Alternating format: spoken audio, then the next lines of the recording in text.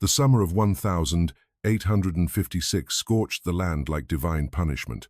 The magnolia trees along the Carter plantation shimmered under the brutal light, their blossoms wilting before noon. Cicadas screamed from every branch, and the air itself felt heavy with judgment.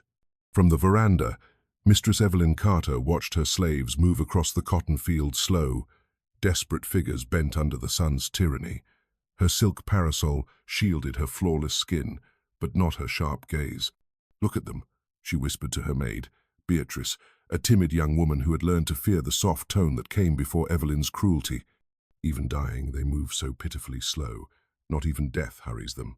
Beneath the magnolia tree, a small gathering of field hands had formed around an old man. His body trembled violently as he tried to rise, blood trickling down his lips. His name was Josiah, one of the oldest slaves on the Carter estate, grey-bearded, half-blind, yet still forced to pick cotton until his hands split open. Evelyn's heels clicked on the veranda as she stepped down the marble stairs. The hem of her cream gown gathered the dust of the yard, but she did not care. She was walking toward her entertainment. "Make way," she commanded coldly, waving her parasol like a scepter. The others parted instantly, bowing their heads. The only sound was the ragged breath of the dying man and the creak of the old oak beside the magnolia. Josiah's voice cracked when he spoke. "Please, mistress, the fever.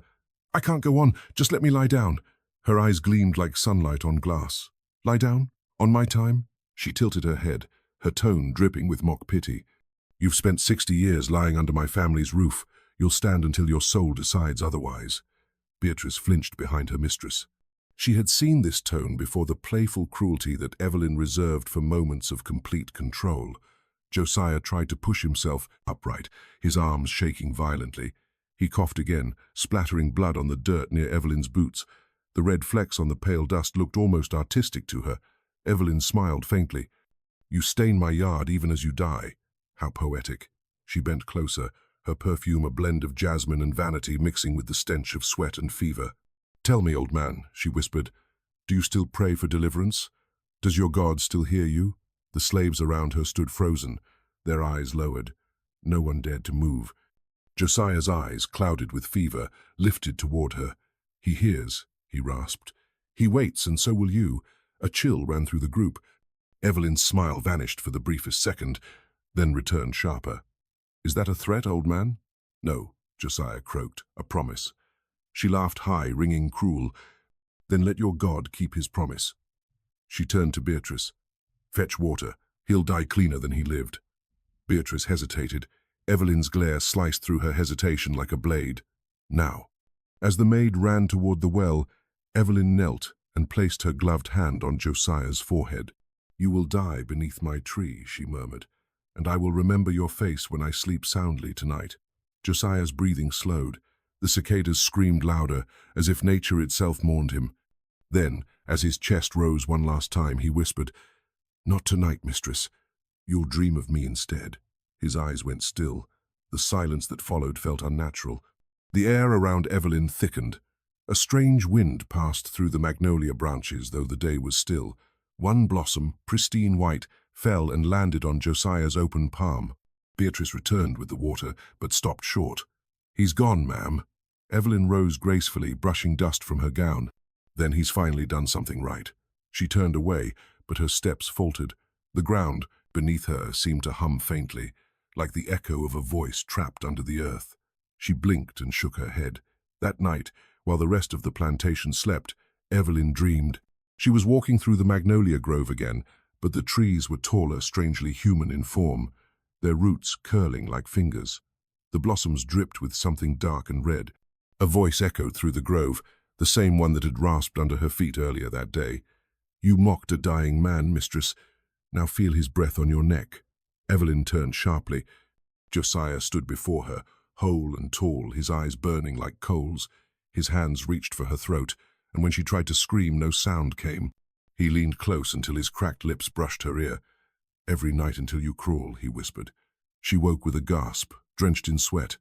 The magnolia scent lingered in her room, though no window was open. Beatrice rushed in with a candle. "Ma'am, are you all right?" Evelyn's eyes darted around the room. "There's someone here," she said, trembling. "I saw him." Beatrice looked frightened. "Who, ma'am?" "The old man." Evelyn's voice was barely a whisper. "Josiah." Beatrice's hand tightened on the candle holder. "But ma'am, he's buried." Evelyn's lips trembled, then hardened. "Then I must have buried him wrong." Outside, the wind rose again. The magnolia branches scraped against the window pane, tapping like skeletal fingers. Evelyn turned toward the sound, and for a moment, just before the candle flickered out, she swore she saw a shadow standing beneath the magnolia tree. The scent of jasmine vanished. The air reeked of soil and decay, and somewhere in the dark a whisper came slow, deliberate, inevitable. "Until you crawl." The next morning, the Carter plantation woke beneath a sky the color of ash. The air felt heavy, and the usual morning chatter of birds was gone. Even the horses in the stable refused to move, their ears flicking nervously at sounds no one else could hear.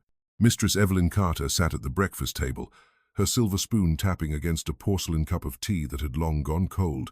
She hadn't slept. Her eyes, once sharp, clear, and bright, were rimmed with red. Every time she closed them, Josiah's voice crawled back through her dreams like a serpent whispering through grass. "Every night until you crawl." She whispered the words now barely audible, as if saying them aloud might drain them of their power. Across the table, Mr. Alaric Carter, her husband, scanned the ledger of cotton yields with the indifference of a man who saw his estate as arithmetic, not lives. "You're pale, Evelyn. You should rest." "I don't need rest," she snapped, her spoon clinking sharply. "I need this wretched heat to end." Alaric didn't look up. "The weather doesn't obey your moods, my dear." "Nor your mercy," she muttered under her breath. Beatrice, standing silently by the sideboard, glanced up.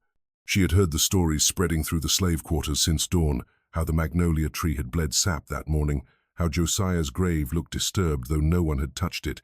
She dared not speak of it. Evelyn finally rose from her chair. "I'm going to the garden." Alaric waved absently. "Try not to faint again. It frightens the servants." Her jaw tightened.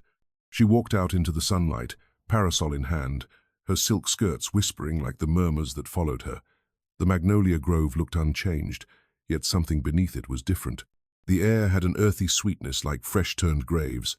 Josiah's resting place lay near the largest tree, its mound still damp from last night's rain. She stared at it, trying to convince herself she saw nothing wrong, but the magnolia above it had bloomed overnight.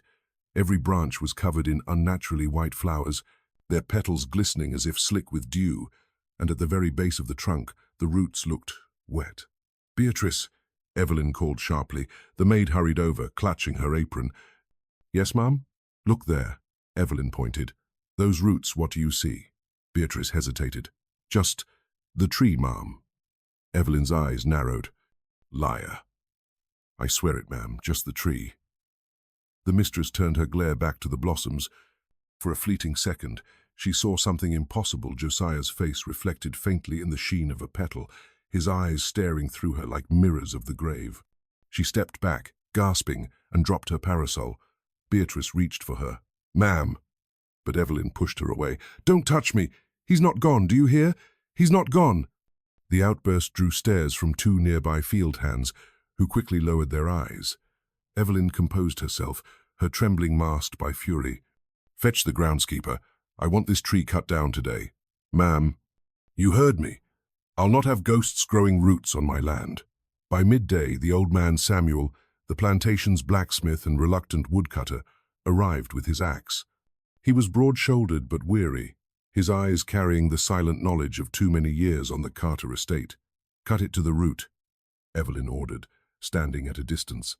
Samuel hesitated. "Ma'am, that's the oldest tree on the land. Your father planted it when you were born. Folks say it keeps watch over the house." Evelyn's lip curled. "Then it can watch from hell." He raised his axe, swung once, and the sound that followed wasn't wood-splitting. It was a scream. The air rippled. Samuel staggered back, his hands shaking. The cut he'd made bled not sap, but dark, red liquid oozing from the bark like the wound of a living thing. Beatrice cried out and covered her mouth. Evelyn froze, her breath shallow. "Keep cutting," she whispered. Samuel looked horrified. "Ma'am, keep cutting," she shrieked. He swung again. Another scream tore through the grove, this one unmistakably human. The branches above them rattled violently, though no wind blew. One blossom fell, landing squarely in front of Evelyn's feet, white turned crimson before her eyes. Samuel dropped his axe and stumbled back. "No more, ma'am." No more, Evelyn's voice cracked. You'll finish, or you'll join him beneath it. But before he could pick up the axe again, the ground beneath Josiah's grave heaved like something breathing beneath the soil. Roots burst upward, snapping like whips, flinging dirt into the air. Beatrice screamed as one root coiled around the axe handle and dragged it down into the earth.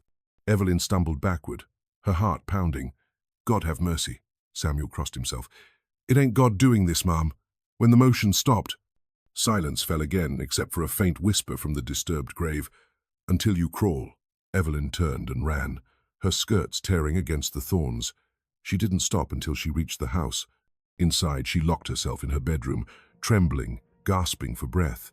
Her reflection in the vanity mirror looked pale, distorted as if the mirror itself were warped by unseen hands. Then, without warning, the reflection blinked. Evelyn froze. She hadn't blinked. But the reflection had. Its lips curled slowly into a smile. Her breath caught in her throat. No, she whispered. The reflection whispered back. Yes. The candlelight flickered violently, and in that moment she saw Josiah's shadow forming behind her in the glass, his head bent, his voice rasping. You mocked a dying man. Now death mocks you. The mirror cracked down the center. Evelyn screamed, falling back as shards shattered across the floor. Beatrice rushed in moments later, eyes wide. Mom, what happened? Evelyn pointed to the mirror, her voice shaking. He's here. He's here.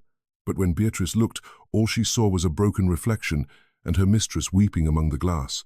Outside, thunder rolled across the sky, though no rain came. The magnolia tree still stood, untouched now, its white blossoms turning faintly red with each passing hour. And deep in the soil beneath it, something moved slow, deliberate, patient. Josiah had waited his whole life for deliverance. Now, in death, he would deliver justice. Night fell like a fever across the Carter estate. The magnolia grove outside Evelyn's window was a black sea, its blossoms faintly glowing in the moonlight, each one seeming to pulse like a heartbeat. The air was dense, humid, and unyielding. Mistress Evelyn Carter sat before the fire in her bedroom, a shawl wrapped tightly around her shoulders, though the heat was unbearable. Every shadow in the room seemed to breathe. Every creak of the house felt deliberate, too measured to be random. The reflection in the cracked mirror across the room no longer frightened her. It infuriated her. She had ordered Beatrice to remove it, but when the maid tried, the mirror refused to come free from the wall. It's nailed, Beatrice had said, voice trembling. I've never nailed a mirror in my life, Evelyn had hissed. Now, hours later, she could still hear faint whispers when she sat too close to it. Mocked, mocked, mocked! The voice rippled like water, low and rhythmic, coming not from behind her but within the walls themselves. Evelyn pressed her palms against her temples. You're losing your mind, she told herself. You're tired, that's all. From the hallway came a sudden crash, porcelain shattering. Evelyn jumped to her feet. She threw open the door and found Beatrice kneeling on the floor, shards of a broken lamp scattered around her. The candle she'd been holding flickered weakly. I'm sorry, Mom, she stammered. It just fell. Evelyn's gaze dropped to the fragments. The design etched into the porcelain base a magnolia blossom. Her voice was barely a whisper. Everything breaks with that name. Beatrice looked confused. Ma'am? Never mind. Evelyn's tone hardened. Clean it and go. I want no sound tonight. When Beatrice was gone, Evelyn locked her door and turned the key twice. The fire in the hearth hissed as if something unseen had exhaled over it. She sat again, the shadows of the flames dancing along the walls, and then faintly came a knock, not on the door. From inside the wall, 3 slow, deliberate taps. Evelyn froze, her lips parted, breath catching in her throat. She turned toward the wall beside the fireplace. The sound came again, this time followed by a voice, deep, rasping, familiar. You watched me die. Her blood turned to ice. Josiah, she whispered, trembling. You're dead. The voice rasped again, closer now, crawling through the wood. You watched me die, Mistress. She backed away, pressing her spine against the opposite wall. Stop it! You're not real! The flames in the hearth flared violently. The light illuminated the cracks in the plaster hairline fractures that twisted and split further with each breath. From within them, faint trails of dark liquid began to seep, tracing downward like veins. It wasn't sap. It was red. Evelyn screamed. The next morning, Beatrice found her mistress sitting upright in her chair, the fire long dead, her nightdress torn at the sleeves. Evelyn's eyes were hollow, staring at the wall as though waiting for it to move again. "Ma'am," Beatrice whispered. Evelyn turned slowly, her voice hoarse. "Bring me the Reverend." Beatrice hesitated. "Reverend Phelps?" "Yes," Evelyn snapped. "Tell him to come now." By midday, Reverend Phelps, a grey-haired man with trembling hands and more fear than faith, arrived at the estate. He carried a Bible so worn that its spine flaked with every touch. Evelyn met him in the parlor, her face pale, her hair loose from its pins. "Thank you for coming, Reverend," she said in a strained tone. "I believe this house is unclean." He nodded slowly. "I've heard rumors, ma'am. The hands say the magnolia tree cries at night." Her eyes flashed. "Lies. They spread poison because they hate me." He didn't argue. "Tell me what you've seen." She hesitated, then gestured toward the grand staircase. It began after Josiah's death. He was buried beneath the magnolia tree, and now he won't stay buried. The Reverend's face went still. "You think his spirit walks?" "I know it," she hissed. "He whispers through the walls. Her voice broke. "He won't let me sleep." Reverend Phelps followed her upstairs. The closer they came to her chamber, the colder the air grew. When they reached the doorway, the fire within the hearth ignited by itself, flaring as if welcoming them. Evelyn stepped back, trembling. "Do you see?" The Reverend began muttering scripture under his breath. He opened his Bible, flipping pages that seemed to resist his touch. The moment he began to pray aloud, the walls groaned. A deep, guttural sound rose from behind the fireplace like breath through soil. "Spirit of unrest," he said shakily, "I command thee by the name of the Almighty." A loud crack interrupted him. The mirror on the opposite wall split again, this time from corner to corner. Evelyn screamed. From the fissure in the wall behind the hearth, a single blackened hand pushed through the plaster. The Reverend stumbled backward, clutching his Bible to his chest. Evelyn's scream became a sob. "Make it stop!" The hand withdrew slowly, leaving behind a smear of dark red on the wall. The whisper followed, circling them like wind through reeds. "Until you crawl." The Reverend fled the room, his prayers dissolving into incoherence as he stumbled down the stairs. Evelyn fell to her knees, sobbing uncontrollably. Beatrice entered moments later, shaking. "Ma'am, what happened?" Evelyn looked up, her face streaked with tears and soot. "He's not gone. His curse grows stronger every time I breathe." Beatrice crossed herself quietly. "Ma'am, maybe he was wronged." "Wronged?" Evelyn spat the word. "He was a slave. He lived to serve." Beatrice looked away. "Maybe that's why he came back." Evelyn's breath caught. "Get out," she whispered. "Ma'am, I said get out." Beatrice fled, leaving her alone once more. That night, thunder broke again. The rain refused to fall. Evelyn paced her room, the sound of her own heartbeat deafening. She tried to pray, but every word felt hollow in her mouth. Then came the softest sound, a whisper from the fireplace. She turned, trembling. "You mocked a dying man. Stop," she whispered. The whisper came again, closer. "And now you mock yourself." Her knees buckled. She fell to the floor, clutching her chest. The scent of magnolia filled the air thick, suffocating. From somewhere deep within the walls, Josiah's voice rose again, no longer a whisper but a promise. "You will crawl, Evelyn Carter. Crawl through your house as I crawled through your fields." The fire roared to life, painting the walls in blood-red light. Evelyn's scream echoed through the halls of the Carter estate, long, piercing, and unanswered. The fourth week after Mama Celia's death arrived beneath a grey Georgian sky that refused to break into sunlight. Inside the grand but dim corridors of Riverside Plantation, the air had grown thick with dread, a silence that pressed on every ear like the warning before a storm. The servants whispered of signs, milk souring within hours, mirrors fogging from the inside, and the faint, rhythmic sound of something dragging along the floor late at night. Mistress Victoria Ashford, once the embodiment of composure and dominion, now lived in a world of confinement and humiliation, a body that betrayed her inch by inch. Her once elegant legs, the same that had carried her through the cotton fields to supervise punishments, now hung lifeless beneath her nightdress. The paralysis had begun as a numbness below the knees, then spread upward like a patient predator. By the fourth week, even sitting upright became impossible. Her torso had surrendered. She could not balance without toppling sideways, so she spent her hours reclined against a mound of pillows, her eyes hollowed with disbelief and fury. Dr. Cartwright, summoned from Augusta, visited daily. his face a mask of studied calm that fooled no one. He had witnessed everything from fever epidemics to spinal injuries caused by brutal labor accidents, yet nothing like this. Each morning, he arrived with his leather bag and trembling hands, measuring pulse and reflexes, asking questions Victoria could barely tolerate. "Do you feel this, ma'am?" he would ask, pricking her thigh with a pin. She'd stare at him, expression cold and brittle. "No, doctor, and if you keep asking, I'll have you removed." But even that threat had lost weight.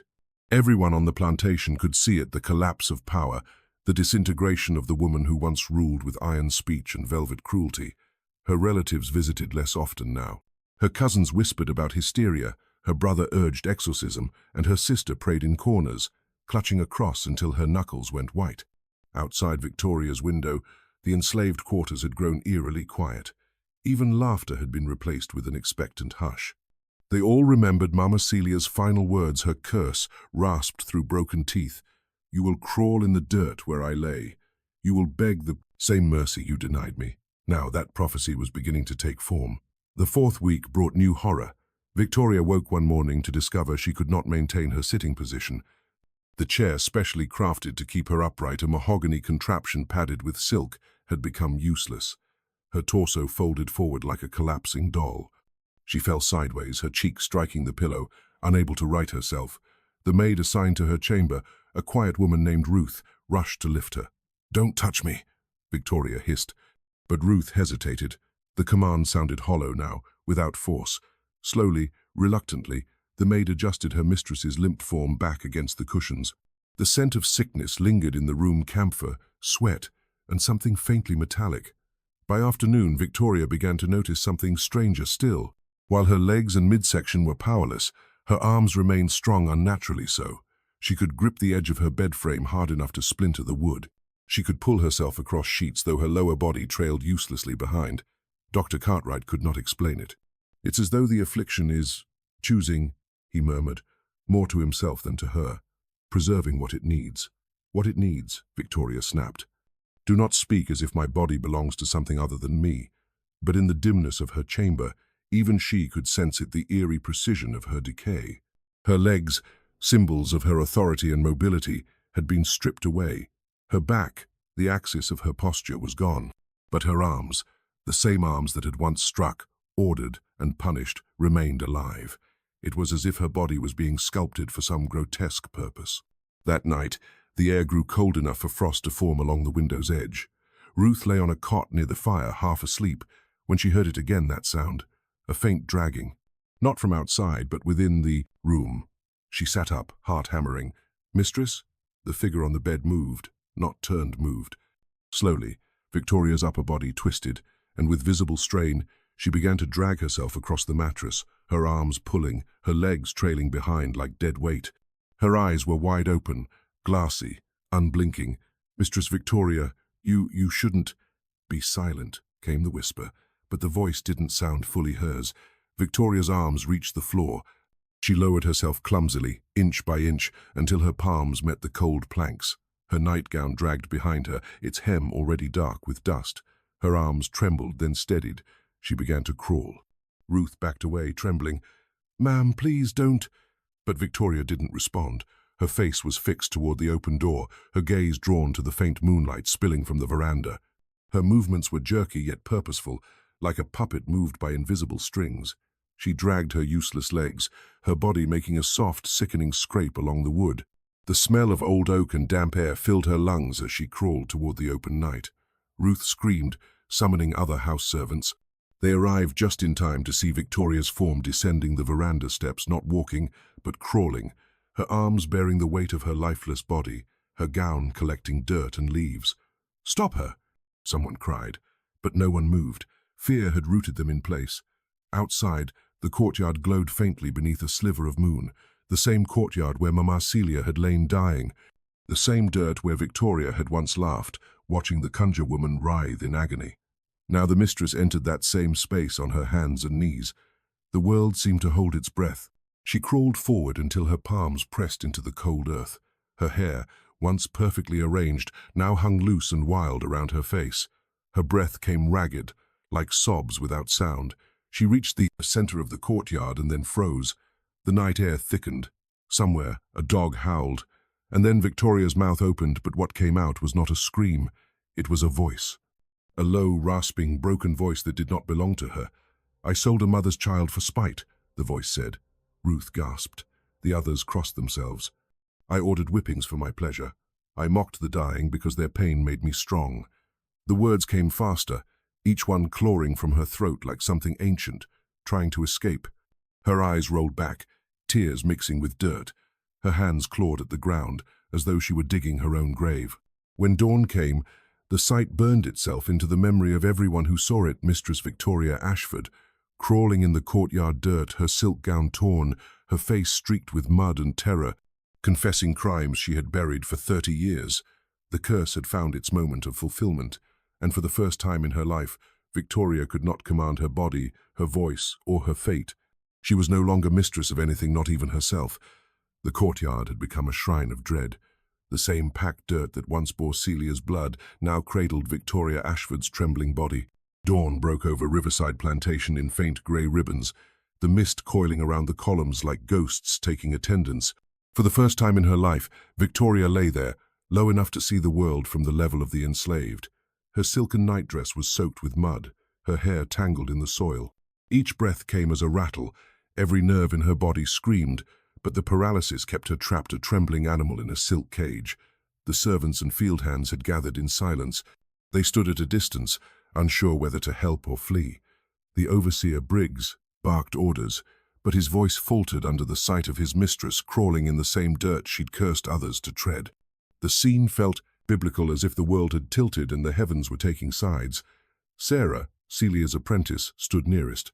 The young woman's face was pale in the dawn light, her hands clenched tight. She whispered softly. Celia warned her. She told her no tongue should mock a dying soul. Victoria's eyes darted wildly, trying to form words. Her lips trembled, but no sound came. Then a low hum filled the air. It began deep in her throat, rough and broken, like someone choking on the wind. "What's she sayin'?" one of the men muttered. The sound rose, gaining shape, syllables forming through her convulsing lips. But the voice that came forth was not Victoria's. It was older, wetter. It carried the timbre of the grave. "Do you hear the river calling you, missy?" the crowd gasped. Sarah staggered backward. The overseer's whip fell limp from his hand. Victoria's head jerked upward. Her eyes rolled white, then fixed on nothing. The voice continued, stronger, echoing from a place beyond flesh. "You laughed when I begged you to stop. You watched me bleed into the dust.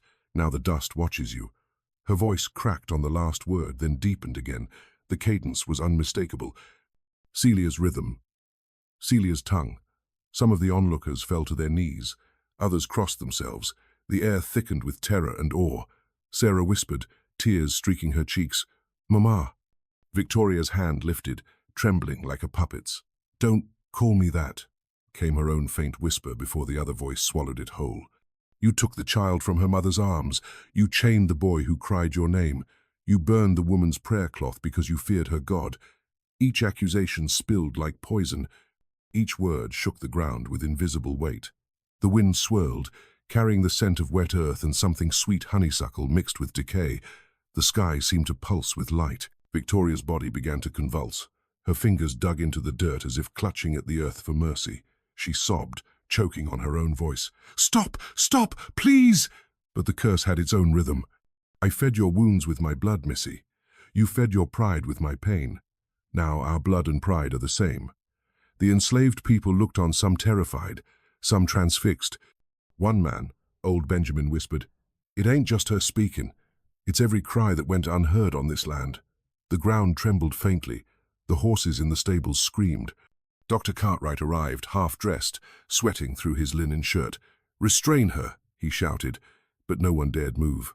When he knelt beside her, the smell of iron and clay hit him, the scent of grave soil. Victoria's eyes flickered open. For a brief second, her true self surfaced. "Doctor, please, help me," she rasped. Then her lips curled into a smile that wasn't hers. "Tell him, doctor. Can he cure a soul that's rotted through?" The doctor stumbled back, pale as parchment. Now the voice rose into a chant, a rhythm of chains, of bones, of something older than English. Sarah recognized fragments of the tongue Celia used in her prayers, gullah words threaded with power.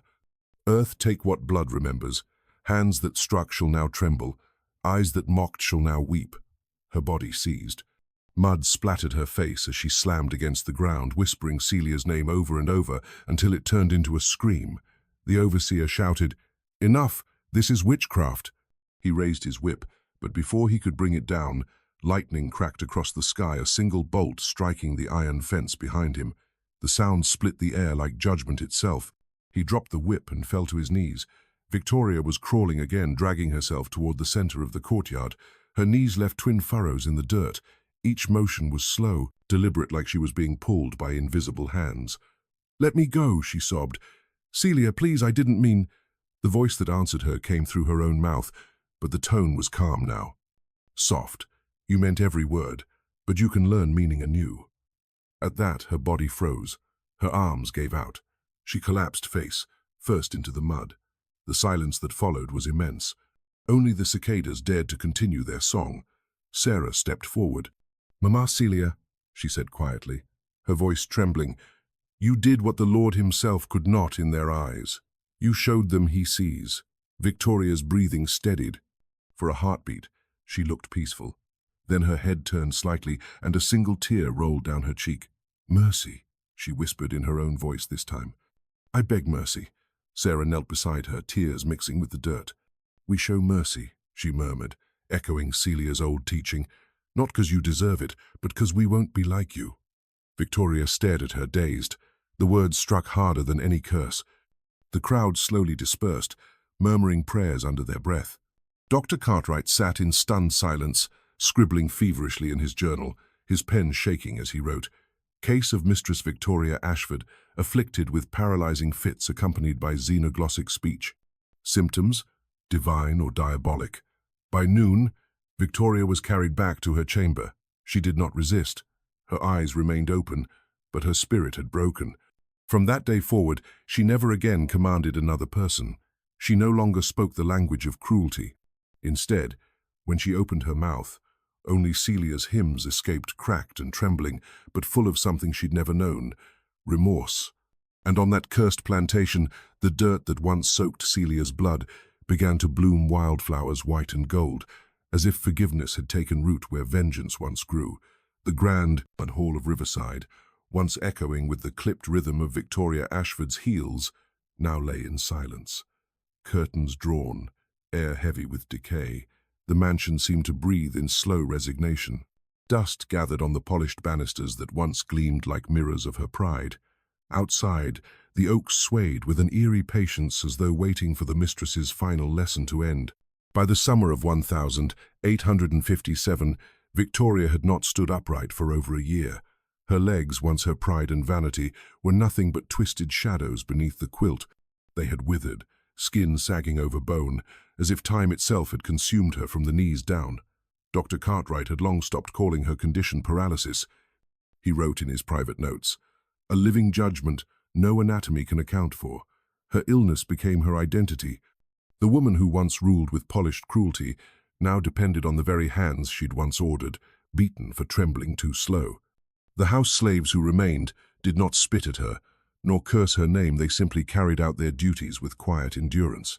Yet every movement in her room was a reminder of power reversed." Sarah, Celia's apprentice, entered that room each morning. She had grown into calm authority, young but with eyes that had seen too much grief to be young any longer. She tended to Victoria with silent precision, washing her face, turning her frail body, spooning thin broth between ungrateful lips. Victoria often looked at her with hollow eyes, unable to meet the ghost of what she'd done. "Sarah," she rasped one morning, voice like paper tearing, "do you believe in forgiveness?" Sarah didn't pause her task. "Yes," she said softly, "but forgiveness ain't the same as forgetting." Victoria's hand trembled as she reached for her. "Then teach me," she whispered. "Teach me how to be forgiven." Sarah looked down, the memory of Celia's death flickering in her mind, the lash marks, the laughter that had once poured from those same lips now cracked and dry. "You don't ask me, mistress, you ask the Lord. And he ain't deaf. He just waits till your heart means it." The title Mistress hung in the air like a ghost. Sarah hadn't used it mockingly. It was a relic, an echo of the world that had birthed this room. She placed a damp cloth on Victoria's brow. The woman winced at its coolness, then sighed. Days stretched into months. Victoria's voice weakened until she spoke mostly in whispers, her words trailing into hymns Celia once sang in the fields. The irony was cruel. The same woman who once punished those songs now clung to them like salvation. At night, servants could hear her humming from her bed, broken, halting notes drifting through the halls like a haunted lullaby. One stormy night in autumn, the air swelled with thunder. Rain lashed the windows, and lightning carved white veins through the sky. Sarah entered the room with a lantern. Victoria's breathing had grown ragged, her eyes unfocused. The doctor was asleep downstairs, useless in his ignorance of spiritual affliction. Sarah knelt by her side. "You should rest," she whispered. "I dream," Victoria murmured. "Celia, she comes every night." "What she say to you?" Victoria's lips quivered. "She don't speak, she just looks, like she's waiting for me to kneel." Sarah exhaled slowly. "Maybe you should." For the first time, Victoria nodded. Her pride, the monstrous thing that had ruled this plantation, had finally cracked into something resembling humility. With Sarah's help, she tried to push herself upright, trembling, gasping with pain. She slid from the bed, landing on the floor with a dull thud. Lightning flashed, illuminating her twisted frame crawling through shadow. The storm outside howled like the wails of the past. Victoria moved slowly, dragging herself across the wooden floor until she reached the window, overlooking the courtyard, the same patch of earth where Celia had been whipped, where her curse had begun. She pressed her forehead to the floorboards and whispered through tears, "Forgive me." The rain answered, slapping the glass like 1,000 hands. The thunder rolled over the house like divine reply. For the first time in years, she did not feel the burning shame of her body, only the crushing weight of her soul. Morning came pale and quiet. The storm had passed, leaving the air washed clean. Sarah entered to find Victoria still on the floor, face turned toward the light filtering through the curtains. Her eyes were open, bloodshot but clear. "Help me up," she croaked. Sarah hesitated. "You mean back to bed?" "No," Victoria said. "To the window." Sarah lifted her carefully. Together, they looked out over the plantation. Fields once filled with broken backs now swayed empty, a symbol of labor no hand had touched since her fall. The overseer had left months ago. The crops had died, weeds climbing over fences. It was no longer a plantation, it was a grave. Victoria spoke softly. "I thought I owned this land, but it was never mine, was it?" Sarah shook her head. "Land don't belong to no one who fills it with pain. It just waits for new hands." Tears traced the lines of Victoria's hollow face. She turned toward Sarah. "And why do you stay?" Sarah looked at her, long and steady. "Because mercy ain't something I learned from you. It's something I learned from her." The words landed heavy. For the first time, Victoria bowed her head before someone she once owned. It wasn't forced, it was surrender. From that day forward, Sarah remained by her side not out of obligation but purpose. She became nurse, witness, and keeper of the story. In the evenings, she would sit by the window and read from Celia's worn Bible while Victoria listened, tears falling silently. Sometimes the crippled woman mouthed the words along with her, the language of repentance replacing that of cruelty. Years drifted by. Seasons bled together. The mansion continued its slow decay. Ivy swallowed the outer walls, dust buried its portraits.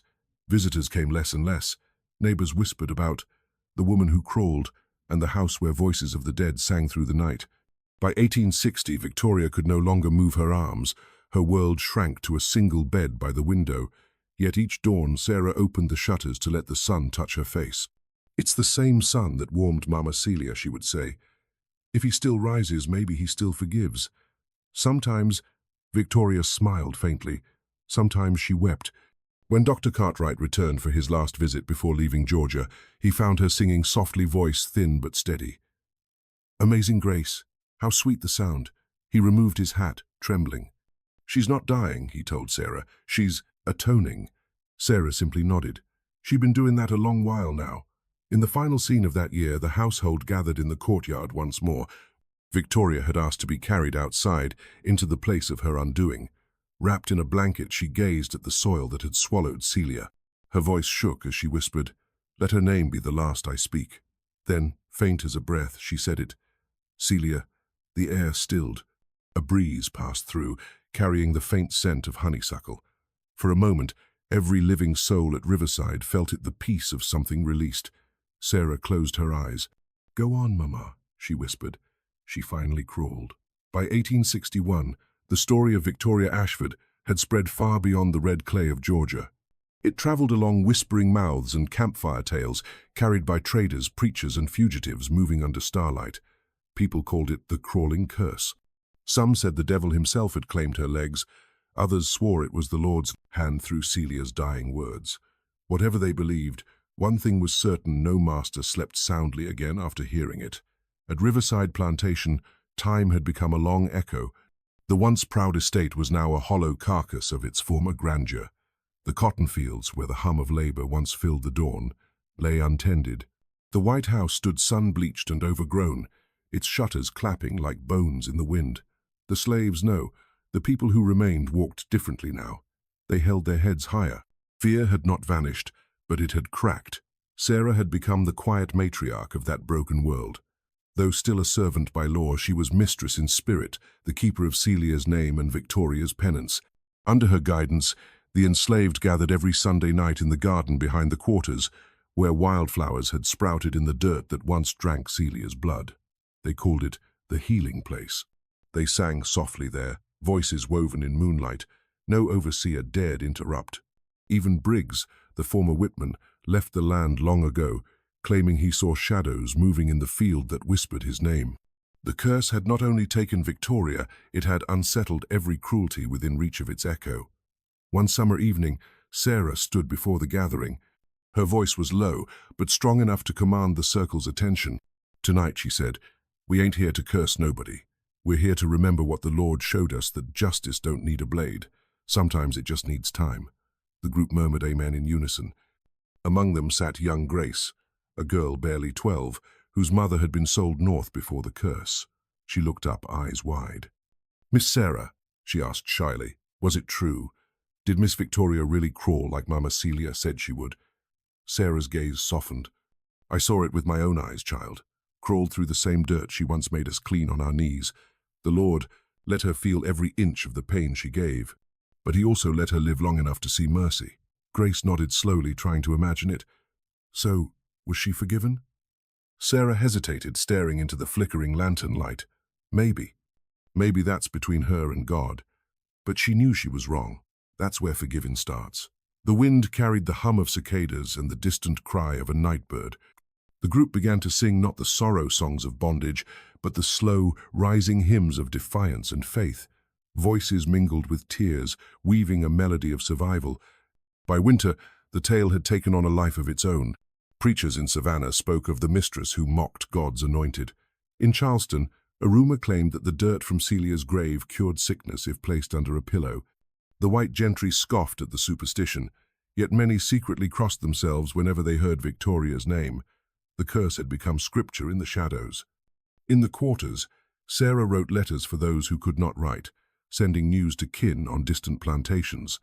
Her ink told the story of a woman who had crawled for mercy not as vengeance, but as proof that the world could turn. Her words became seeds of courage. Across Georgia, whispers of Celia's prophecy traveled from plantation to plantation. Every time a whip cracked, someone somewhere murmured, "Remember Riverside." It became a code, a chant, a breath of hope. In 1862, a group of freedom seekers arrived under cover of fog. They had followed the Underground Railroad north, but detoured to Riverside after hearing its legend. One of them, a small, fierce woman with eyes like lightning, stepped from the shadows. Her name was Harriet Tubman. She stood in the overgrown courtyard where Celia had died and whispered a prayer. "Lord, if you made that woman crawl, make the rest of them fall." Sarah met her at the doorway, lantern trembling in her hand. "You came far," she said softly. "I came to see the ground where faith fought fear," Harriet replied. "This place, it breathes." She knelt, pressing her palm into the earth. "You keep it alive, sister." Sarah smiled faintly. "We try." Harriet looked up. "Freedom's near, the world's breaking open. But when they write about this land, don't let 'em forget Celia. Don't let 'em forget the curse that was really a prayer." With that, she left as quietly as she came, vanishing into the forest mist. Sarah stood for a long time, staring at the footprints fading into the soil's small prints, but heavy with destiny. As the war crept closer, Riverside became a ghost house. Cannons could be heard in the distance. Soldiers passed through the roads like shadows. The Ashford family name meant nothing now. Those who once bowed before it were gone or in hiding. Only Victoria remained old, motionless, her eyes blank as parchment. Sarah still tended her, though her own hair had begun to grey. Each night she read from Celia's Bible. Each dawn she prayed over the bed. Some said it was madness to care for her tormentor, but Sarah knew it was the only way to keep Celia's legacy pure of victory without hatred. By 1864, Victoria's body was barely a body at all. The doctor who came from Savannah to examine her whispered to Sarah afterward, "She's been alive this long by the will of something I don't understand. You should prepare her grave." But Sarah already had. Beneath the oak tree by the healing place, a simple mound awaited, covered in wildflowers. "I won't bury her in the big yard," Sarah said. "She don't belong with the ones who pretended holiness and lived sin. She'll rest where truth was spoken." When Victoria heard, she wept for the first time in years. "Let me see it," she begged. "Just once more, the place." So Sarah and two men carried her frail body to the garden. Her eyes, milky with age, widened at the sight. Dozens of enslaved people, now free in spirit, kneeling in prayer around the wildflowers that had grown from Celia's grave. "Do they still sing for her?" Victoria whispered. Sarah nodded. Every Sunday. Tears spilled down the old mistress's cheeks. "Then maybe she forgave me after all." Sarah placed a hand on her shoulder. "She left forgiveness for the Lord to decide, but you'll face him soon enough." Victoria smiled faintly. "Then tell him I finally learned to crawl." That night, as the moon hung low, the voices of the people rose again, soft, steady and strong. They sang Celia's hymn, the one Victoria used to forbid. "No more kneeling in the dust, for the Lord done heard our cry. The chains may hold our bodies down, but our souls already fly." The sound carried through the plantation like wind through trees, a promise wrapped in melody. Far beyond Riverside, in cabins, camps and cities, others picked up the song without knowing its origin. They only knew it felt like freedom. And when freedom did come, it arrived like dawn after a century of nights, slow, quiet, unstoppable. The curse that began in cruelty had ended in awakening. Celia's name was never carved in marble, but her story lived in every voice that refused silence. The house was silent again, too silent. Even the insects outside seemed to have vanished from the air, as though the world itself refused to witness what Evelyn had become.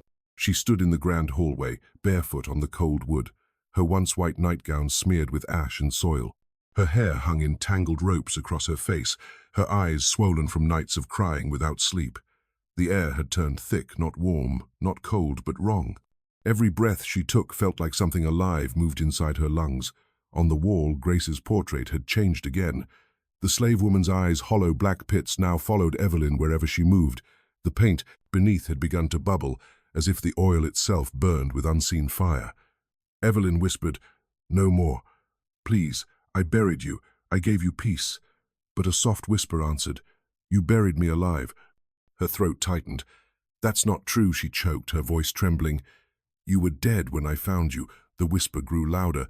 "You watched me die." The candles in the hallway exploded, one by one, sending wax and fire across the wood.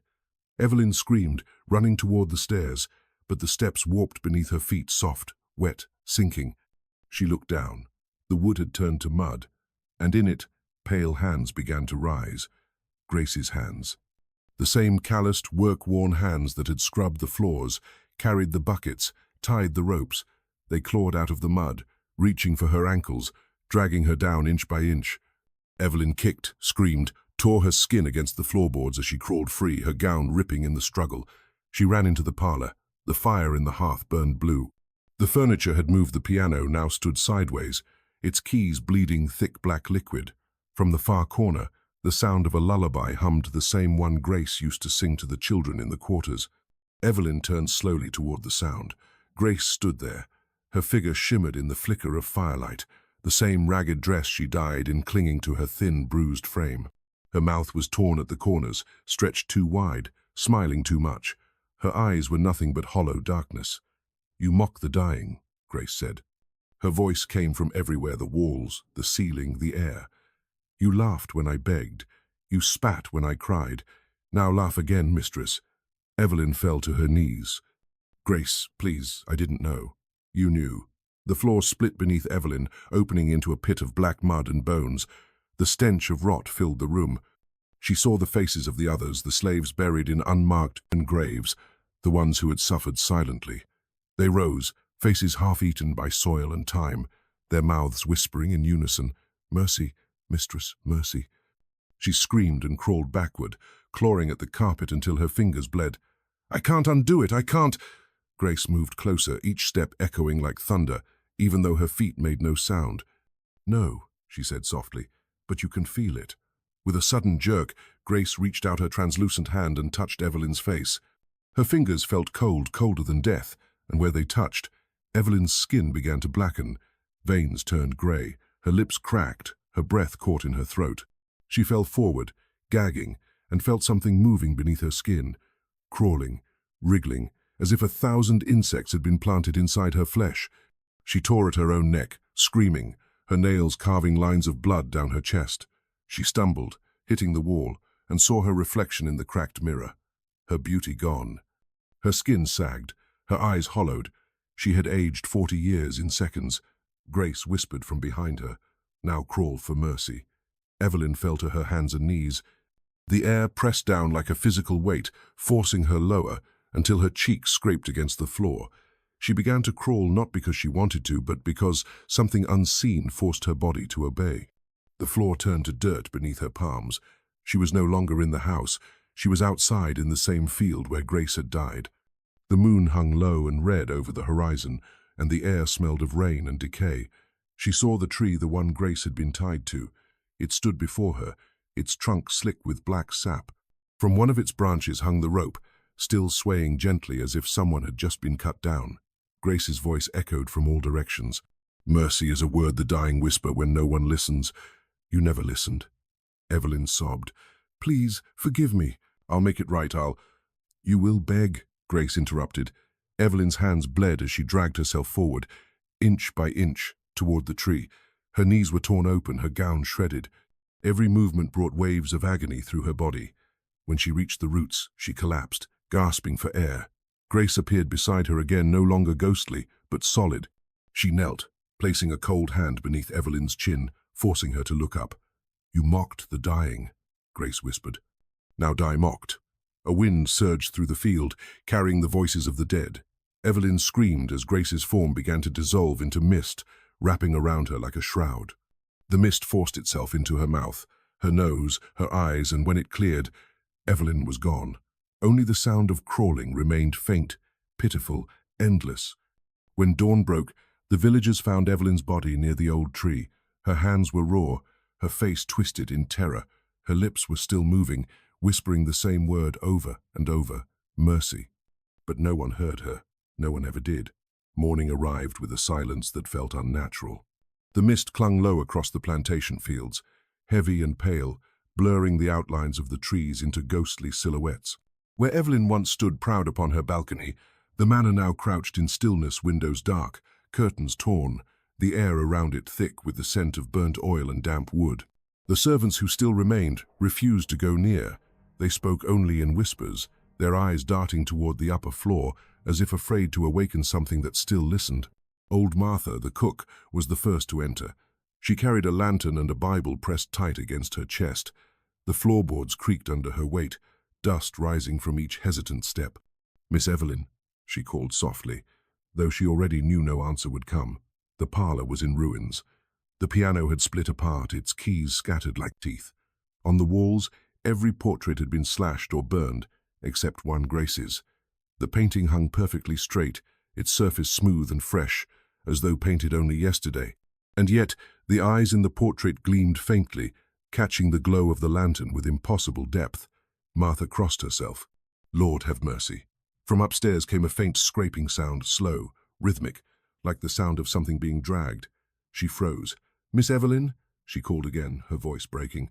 No reply. Only the steady, awful scrape continued. She climbed the stairs, each step a protest in the still house. The sound grew louder, clearer, until she reached the master bedroom. The door hung ajar, swaying slightly with the draft. Inside, Evelyn lay sprawled across the floorboards, her hands mangled, her eyes open and fixed on the ceiling. Her mouth was twisted into a final silent plea. and just beneath her fingers, carved into the floor with her own blood, were the words, "I mocked the dying." Martha fell to her knees, praying through trembling lips. But as she prayed, something shifted in the air. A whisper, faint at first, rose from the walls, the same word repeated endlessly. "Mercy, mercy, mercy."